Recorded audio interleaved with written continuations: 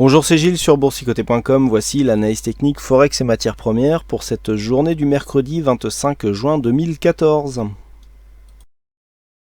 Et nous débutons par la paire de devises euro-dollar. Donc l'euro-dollar qui toujours ici dans cette phase de sortie. Alors on peut commencer à dessiner ici la dynamique. Voilà, nous avons ici un beau support qui commence à se dessiner.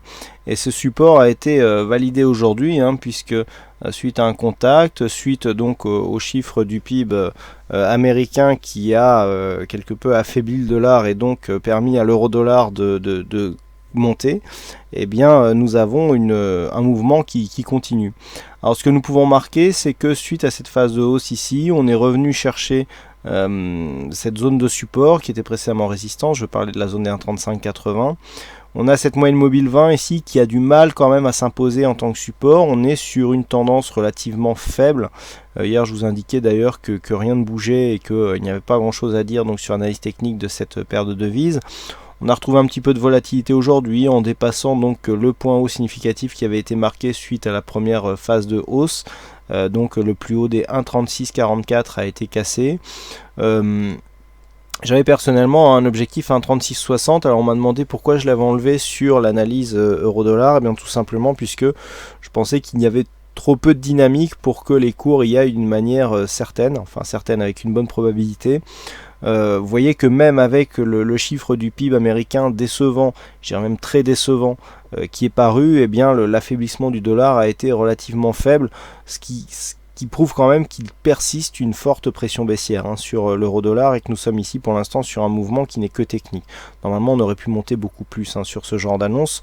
Enfin bref, on reste donc dans une progression qui est assez régulière et qui manque un petit peu de nervosité, de volatilité. Donc bon, on pourra très bien aller sur un 36,60. Alors pourquoi un 36,60? Eh bien parce que nous avions ici une zone de point haut entre un 36,60 70 et que donc sur une cassure ici de cette zone de résistance, c'était le premier objectif que personnellement je visais. Donc tant qu'on est ici au-dessus de cette moyenne mobile 20 exponentielle, eh bien le biais reste fortement haussier. Si on venait à casser cette zone et donc si on validait une rupture baissière de la zone des 1,3580, on aurait ici une sortie qui avorterait. Attention, on a très peu de dynamique suite à la sortie. Normalement sur une rupture de biseau, on a quelque chose qui est beaucoup plus puissant. Là, il semblerait que ça ait du mal à se mettre en face, ce qui prouve que, ce qui est du mal à se mettre en place, ce qui prouverait qu'il y a donc une forte pression baissière qui continue à s'exercer sur ce cross de devises. Donc, on reste haussier ici sur le très court terme, mais sans grande conviction. Au premier signe de retournement, on est quand même dans une tendance qui est baissière et il ne faudrait pas rester à contre-courant. Sur le dollar yen, eh bien, on vient confirmer la zone haussière, alors très légèrement haussière, c'est vraiment amusante cette zone, quelque chose qui est vraiment très faible du point de vue de la dynamique, avec un très faible momentum. Eh bien voilà, toujours significative cette zone de support, puisqu'on vient marquer ici un contact sur cette zone et on remonte. Là aussi on peut constater une baisse temporaire du dollar donc suite à l'annonce du PIB américain.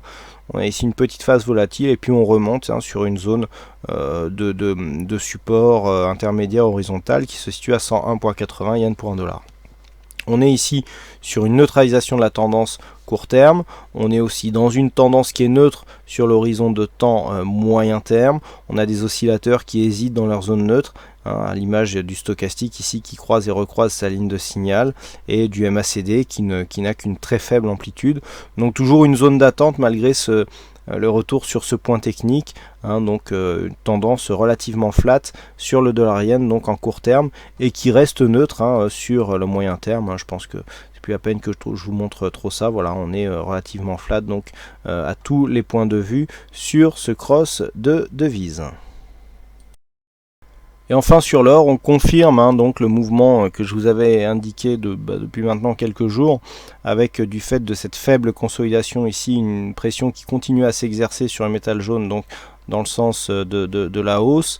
Alors c'est assez intéressant, on a sur cette séance donc des cours qui avaient bien monté hier, qui sont revenus ici baisser dans la nuit. On a bien testé ici cette moyenne mobile 20 exponentielle. Et puis sur l'annonce du PIB américain, eh bien là aussi, faiblesse du dollar, donc l'or compense, puis lui qui est coté en dollars, et donc le dollar recommence à monter. On est revenu ici tester les 1325 $ l'once.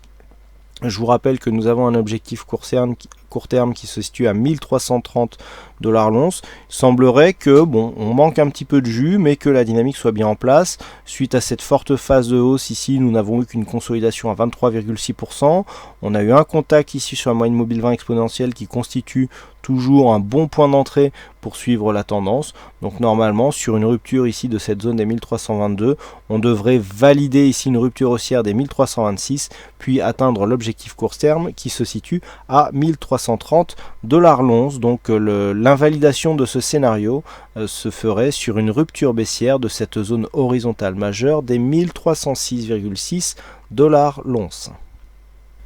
Voilà donc ce que nous pouvons dire sur ces analyses techniques Forex et matières premières. Il ne me reste plus qu'à vous souhaiter à toutes et à tous une bonne soirée, bonne chance dans vos prochains trades. Et on se retrouve dès demain pour d'autres analyses techniques sur le site boursicoté.com. Bonne soirée à tous.